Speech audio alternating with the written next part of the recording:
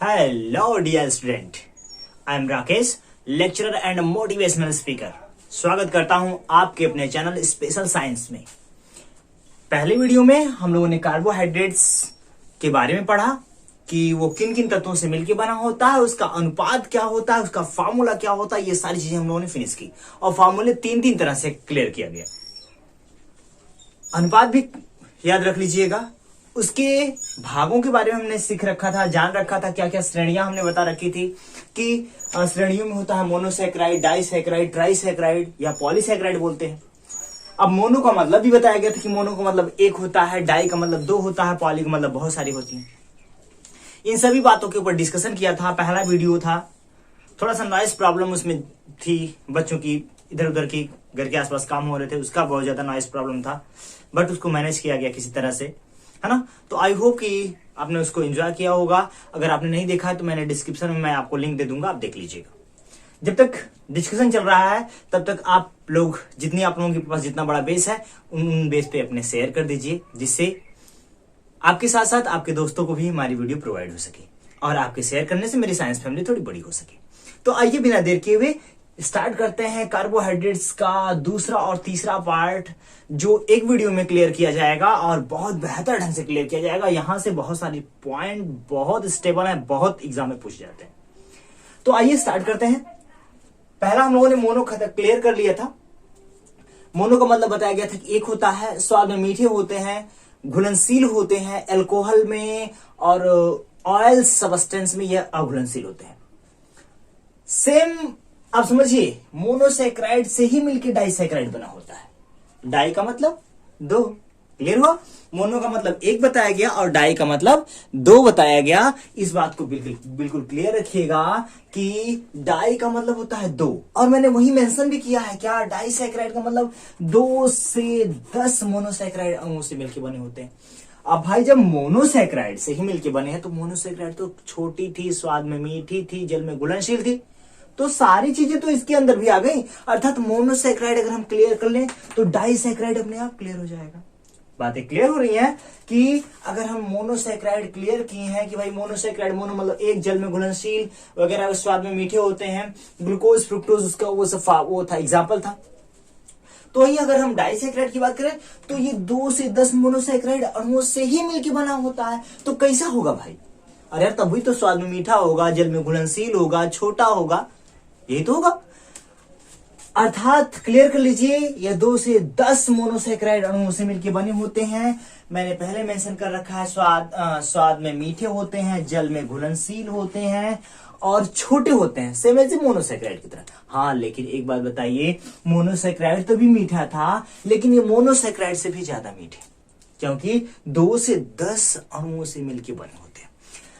आइए स्टार्ट करते हैं। इसका फार्मूला अगर देखें तो सीधे सीधे चीनी वाला फार्मूला है। आप बताइए, C12H22O11, ये फार्मूला, अर्थात पूरा चीनी वाला शुगर वाला पूरा फार्मूला उठा के दिया गया है।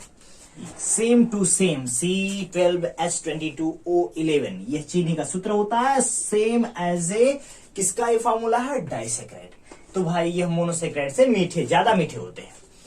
मोनोसैकेराइड में ये जो 2 से 10 मोनोसैकेराइड अणु जो एक दूसरे से मिलके बने होते हैं, वो बने होते हैं ग्लाइकोसिडिक बंध द्वारा।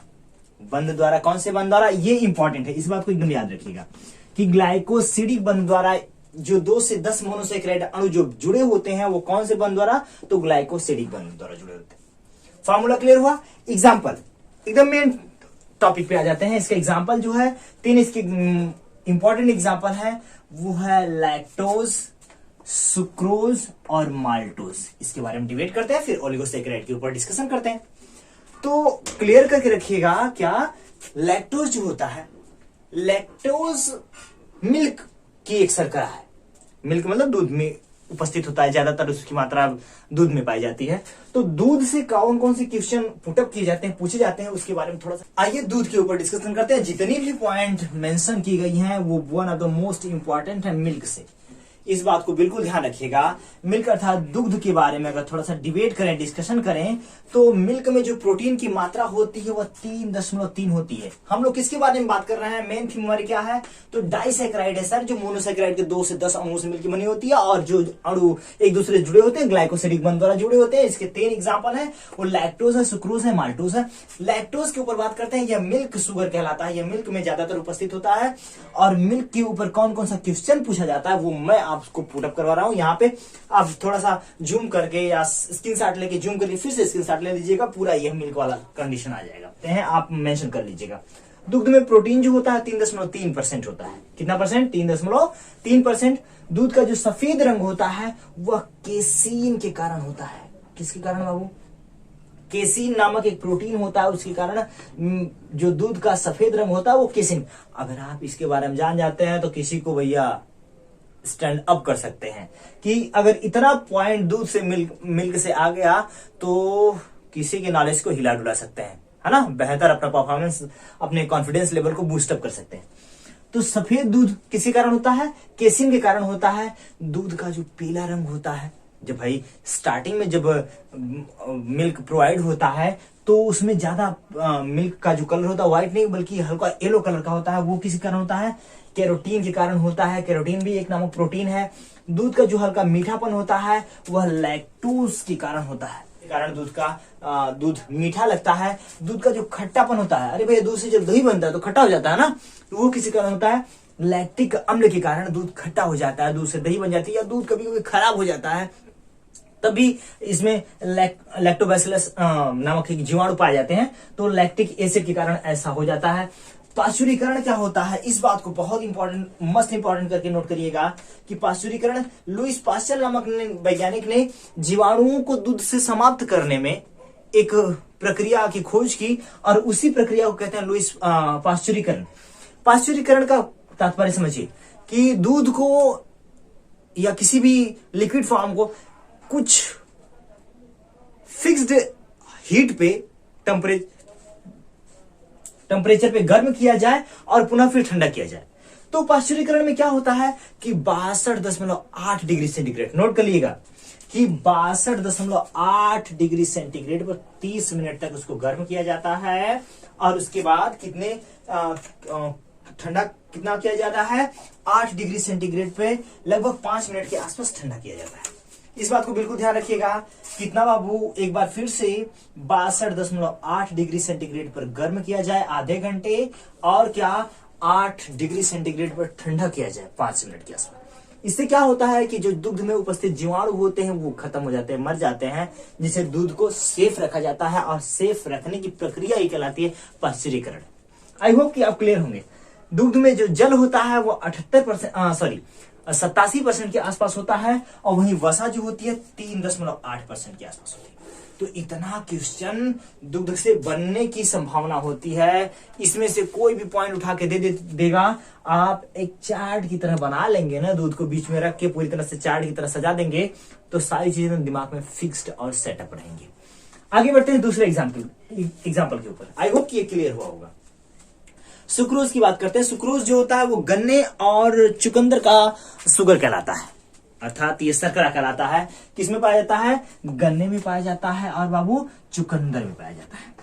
क्लियर हुआ, चुकंदर की शर्करा कहलाती है और इससे क्या बनता है, सिरका बनता है। भैया गन्ने के रस से, चुकंदर के रस से और जामुन के रस से सिरका बनाया जाता है ना, तो उसको सड़ाया जाता है, सड़ा के उसको फिर से पुनः छान करके उसको रखा जाता है, वही सिरका कहलाता है। तो किससे बनाया जाता है, सुक्रोज से बनाया जाता है। यह क्या है, गन्ने और शुगर की शर्करा कहलाती है। आगे लास्ट वाली बात है माल्टोज।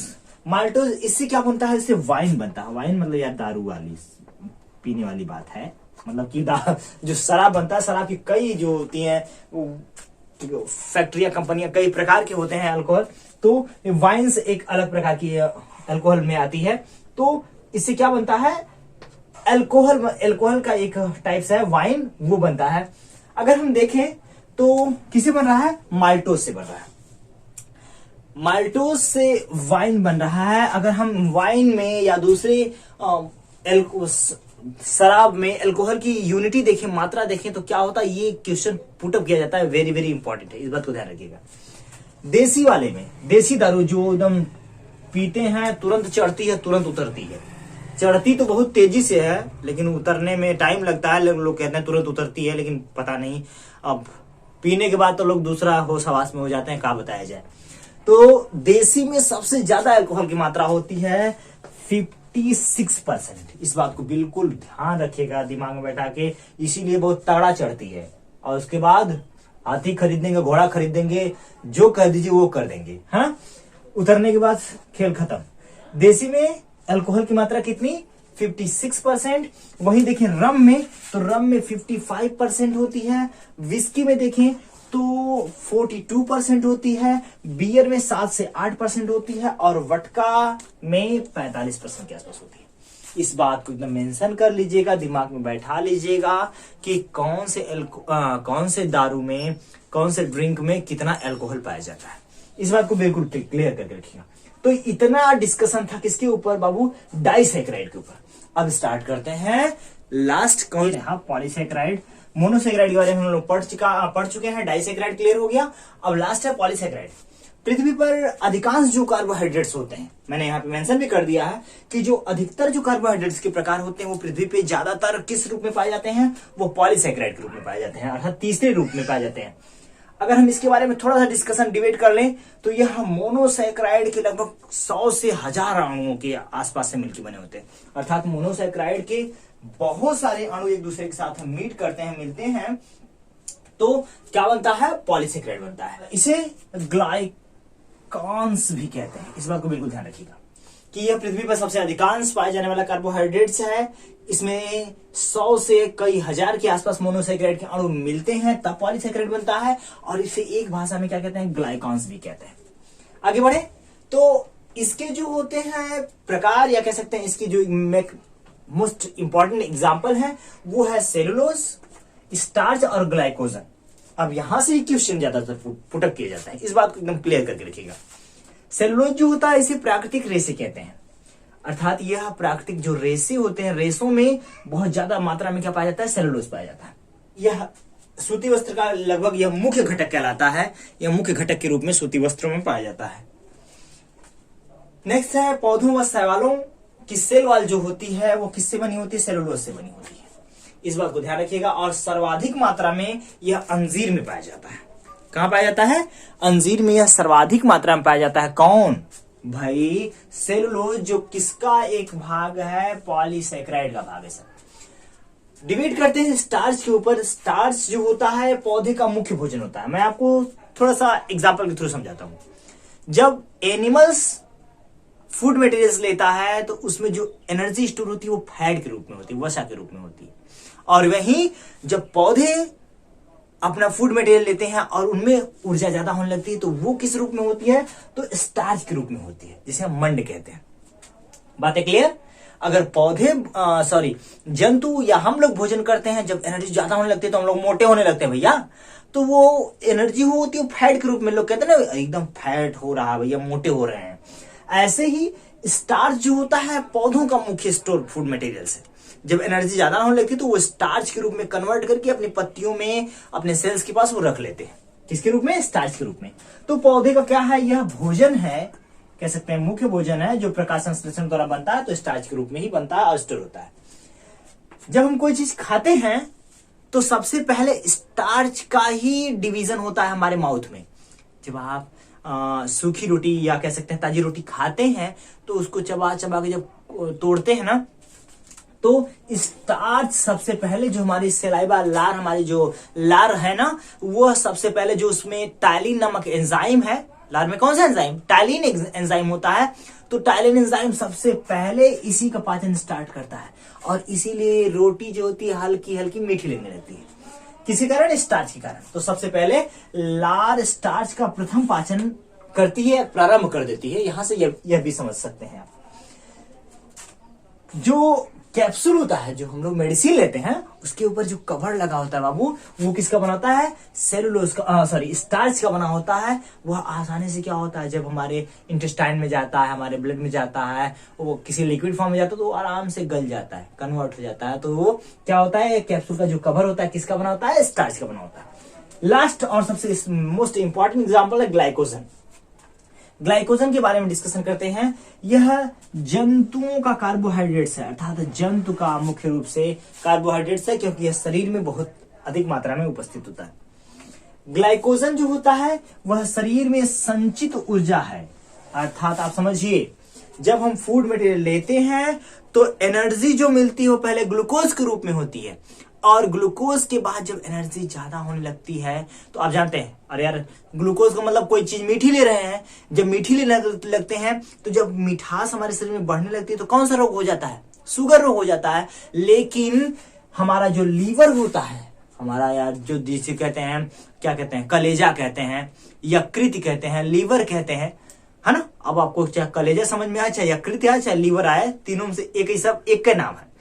वो क्या करता है, जो हमारे शरीर में जो मीठापन अर्थात ग्लूकोज की मात्रा बढ़ रही है उसको, उस ग्लूकोज मीठेपन को ग्लाइकोजन में कन्वर्ट कर देता है और अपने अंदर स्टोर कर लेता है। और जब आप कभी कभी विषम परिस्थितियों में भूखे रह जाते हैं, एनर्जी कमी हो जाती है, तो वही स्टोर ग्लाइकोजन हमारा लीवर जो होता है, हमारा जो कलेजा होता है, इसीलिए तो एकदम कलेजा कहते हैं भैया, है ना, वो क्या करता है, एनर्जी देने लगता है। जो ग्लाइकोजन के रूप में वो स्टोर करके फूड मटेरियल्स रखता है, न्यूट्रिएंट रखा है, उसको फिर से ग्लूकोज में कन्वर्ट करता है, जिससे आप जीवित रह सकते हैं विषम परिस्थितियों में। तो इसी के ऊपर डिस्कशन हो रहा है कि ग्लाइकोजन हमारे शरीर में संचित ऊर्जा है, जो कहां पाई जाती है, लीवर में स्टोर होती है। अब किसके रूप में स्टोर होती है? पहले ग्लूकोज, हम खाना जो खाए, मीठा जो खाए, वह ग्लूकोज था, उसको किसमें बदला, ग्लाइकोजन में। किसने बदला? तो लीवर ने बदला, वह स्टोर करके रख लेता है। और उसके बाद क्या होता है बाबू कि विषम परिस्थितियों में उसे फिर से वह ग्लूकोज में कन्वर्ट करता है और आपके शरीर में क्या करता है, ऊर्जा देता है। इससे एक और फायदा होता है क्या, कि मधुमेह, शुगर, डायबिटीज, तीनों नाम एक का बीमारी है, अर्थात डायबिटीज जो शुगर रोग होता है वो नहीं होता है ना। इस बात को बिल्कुल ध्यान रखिएगा, इसमें लीवर काम करता है। तो आई होप कि इतनी चीजें बहुत आसानी से आपको क्लियर हुई होंगी।